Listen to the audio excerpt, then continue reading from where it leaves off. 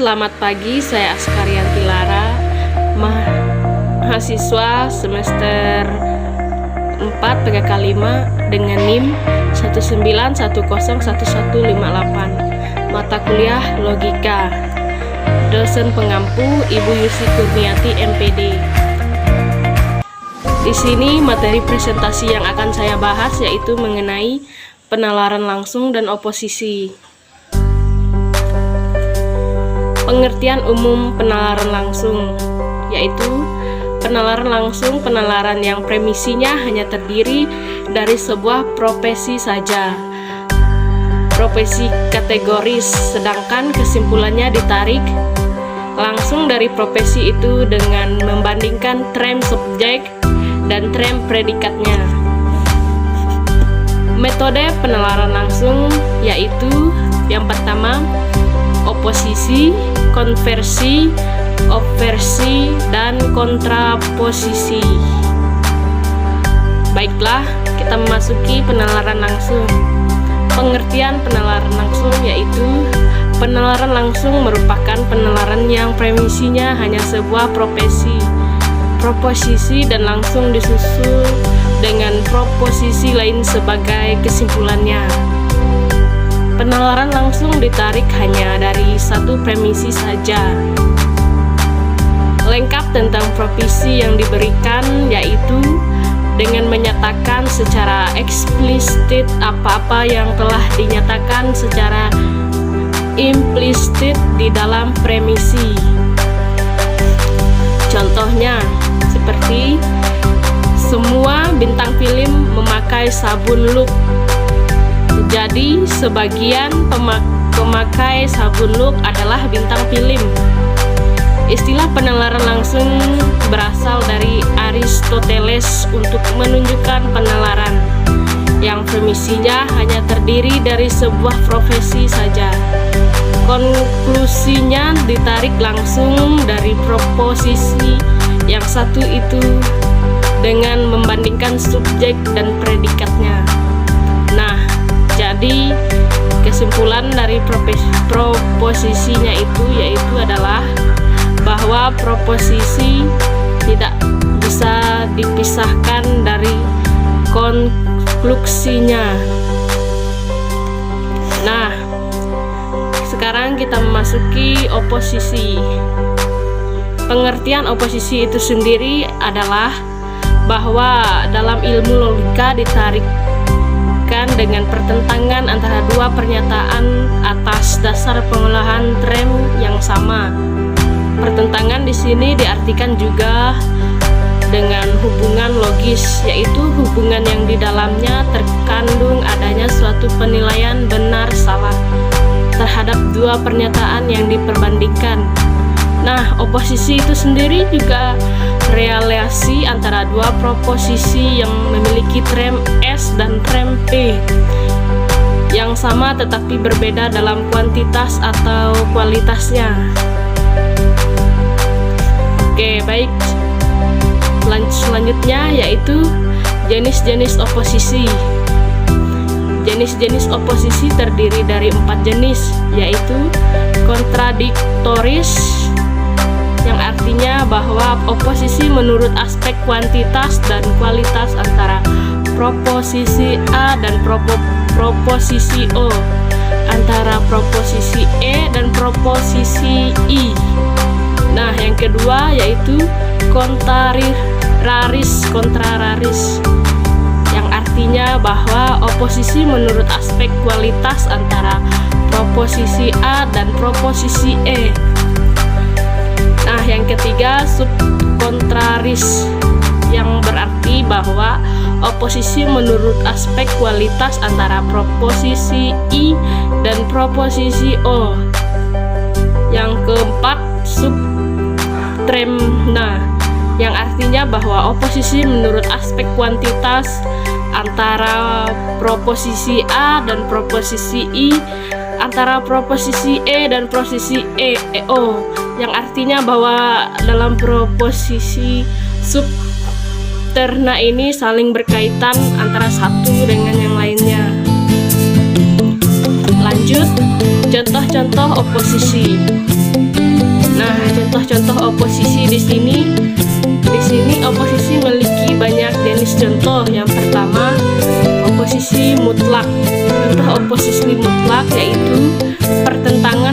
secara mutlak.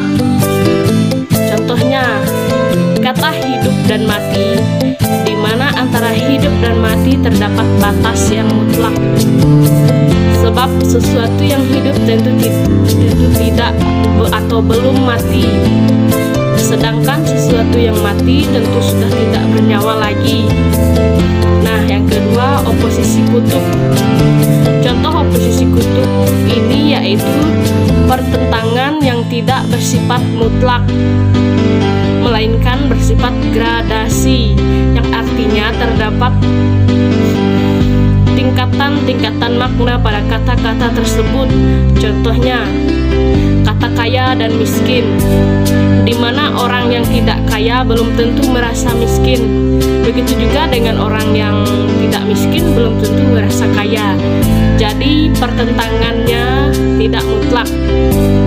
Ketidakmutlakan, maka dalam oposisi tampak juga dari adanya gradasi seperti agak kaya, cukup kaya, dan sangat kaya, ataupun jadi dari adanya tingkat perbandingan seperti kaya, lebih kaya, dan paling kaya.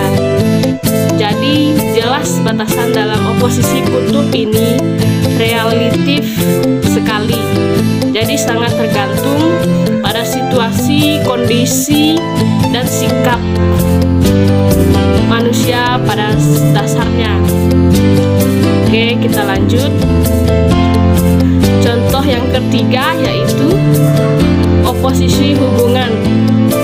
Makna kata-kata yang berproposisi hubungan atau relasional ini bersifat saling melengkapi. Artinya, kehadiran kata yang satu karena ada kata lain yang menjadi oposisinya.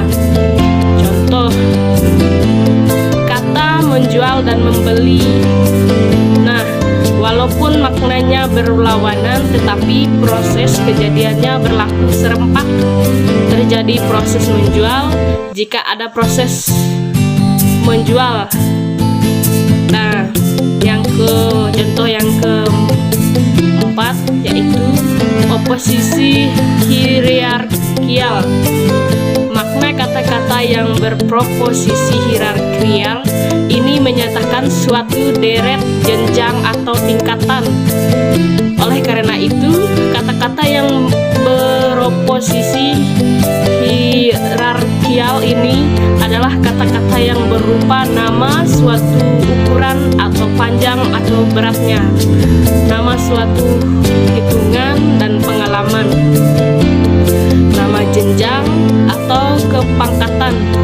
Contohnya, kata meter beroposisi hierarkial dengan kata kilometer karena berada dalam deretan nama suatu satuan yang menyatakan ukuran panjang. Kata kuintal dan ton, keduanya berada dalam satuan ukuran yang menyatakan berat. Nah, kita lanjut. Contoh yang kelima yaitu oposisi majemuk, yang dimana kata-kata yang beroposisi terhadap lebih dari satu kata. Misalnya, kata berdiri beroposisi dengan kata duduk, dengan kata berbaring dengan kata berjongkok. Kata diam dapat beroposisi dengan kata berbicara, bergerak, dan bekerja. Oke, selanjutnya kita memasuki hukum-hukum nilai kebenaran proposisi opositif. Nah, dalam hukum nilai kebenaran proposisi opositif ini terdapat 4 sub. Yang pertama, kontradiktoris, yaitu kontradiktoris yang dimaksud ialah kedua proposisi yang berproposisi tidak dapat sekaligus benar dan juga tidak dapat sekaligus salah. Jika yang satu benar, yang lain salah, dan jika yang satu salah, maka yang lain benar. Nah, yang kedua yaitu kontraris, Yang dimaksud ialah kedua proposisi yang berproposisi tidak dapat sekaligus benar. Satu salah, benar terdapat dalam sekaligus salah. Nah, jika yang satu benar, maka yang lain salah. Jika yang satunya salah, yang lainnya tidak jelas. Seperti itu. Nah, yang ketiga yaitu subkontraris, yang dimana kedua proposisi yang berproposisi tidak dapat sekaligus salah, tetapi dapat sekaligus benar. Jika yang satu salah, maka yang lain benar, tetapi jika yang satu benar, maka yang lain tidak jelas. Nah, yang terakhir yaitu yang keempat, subalterna, yang dimana jika proposisi universal atau biasa disingkat PU benar, berproposisi partikular atau PP benar, jika pun salah PP tidak jelas. Jika PP benar, PU tidak jelas. Jika pun salah, maka selalu benar. Nah, yang berikutnya yaitu hukum luas strem predikat, di mana hukum luas strem predikat ini dibagi dalam 4 bagian juga. Yang pertama, luas strem subjek menentukan kuantitas proposisi. Yang kedua, luas strem predikat menentukan kualitas proposisi. Dan yang ketiga, dalam proposisi afirmatif, luas strem predikat selalu partikular, yang artinya semua kucing adalah binatang. Nah, pengecualian satu yaitu proposisi A dan S dengan S dan P universal X didefinisikan manusia adalah hewan berakal budi. Pengecualian kedua, proposisi A dengan S dan P singular dalam kurung EX, Tommy adalah putra bungsu Soeharto. Nah, yang keempat, dalam proposisi negatif, luas strem predikat selalu universal dalam kurung EX, semua kelinci bukan gajah. Nah, pengecualiannya, proposisi E dengan S dan P singular dalam kurung EX, Semarang bukan kota terbesar di Indonesia. Nah, lanjut, ekuivalensi. Ekuivalensi yaitu suatu sifat dari proposisi yang mengandung makna sama meskipun memiliki kualitas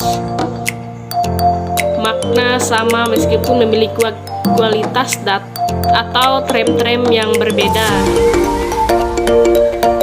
Model-model penalaran langsung ekuivalensi yaitu sebagai berikut. Yang pertama, konversi. Yang kedua, obversi. Yang ketiga yaitu kontraposisi.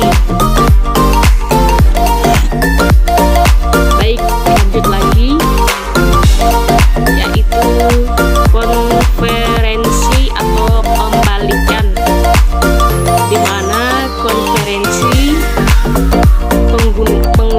pengungkapan kembali makna yang terkandung dalam sebuah proposisi dengan cara menukar tempat trem subjek dengan trem predikatnya tanpa mengubah kualitas proposisi tersebut. Jika S sama dengan P, maka dapat disimpulkan bahwa P sama dengan S. Nah, selanjutnya, hukum pokoknya yaitu luas strem predikat pada proposisi asal atau premis harus sama besar dengan luas strem tersebut pada proposisi baru atau kesimpulan. Konversi atau sederhana hanya dapat dilakukan pada yang pertama, proposisi E, semua beca bukan mobil, jadi semua mobil bukan beca. Nah, proposisi yang kedua yaitu proposisi I, yang dimana beberapa mahasiswa adalah penyanyi, jadi beberapa mahasiswa adalah penyanyi adalah mahasiswa. Kemudian yang ketiga yaitu proposisi A, yang merupakan definisi, yaitu semua manusia adalah hewan berakal. Jadi kesimpulannya semua hewan berakal adalah manusia. Nah, di sini kita lebih memahami karena contohnya itu hanya dibalik dan dibalik. Kemudian kita lanjut ke slide yang berikutnya, yaitu obversi. Obversi ini dibagi menjadi 4 bagian, yaitu cara mengobversi, mengubah kualitas profesi dan menegasikan predikatnya. Nah, yang kedua rumusnya adalah menjadi bukan non, dan yang kedua bukan menjadi adalah non. Itu rumusnya hanya dibalik. Terus yang ketiga obversi. Obversi dapat dilakukan pada semua proposisi baik A, E, I, dan O. Contoh premis, semua harimau adalah binatang buas. Jadi kesimpulannya, jadi semua harimau bukan non binatang buas. Premis yang kedua, semua harimau bukan kucing. Kesimpulannya, jadi semua harimau adalah non kucing. Nah, yang terakhir, kontraposisi atau obversi dari obversi yang sudah dikonversikan. Cara mengkontraposisi. Yang pertama, melakukan obversi. Kedua, melakukan konversi, dan yang ketiga, melakukan obversi lagi. Selanjutnya, kontraposisi hanya dapat diterapkan pada proposisi A dan proposisi O. Contoh proposisi A, premisi, semua uang adalah alat pembayaran. Obversi, semua uang bukan non alat pembayaran. Konversinya, semua non alat pembayaran bukan uang. Obversi atau kesimpulannya, semua non alat pembayaran adalah non uang. Jadi ini tinggal dibalik-balik saja. Semoga materi yang pada hari ini saya presentasikan dapat memberi pengajaran dan memahaminya dengan baik. Sekian presentasi dari saya ucapkan terima kasih. Selamat pagi.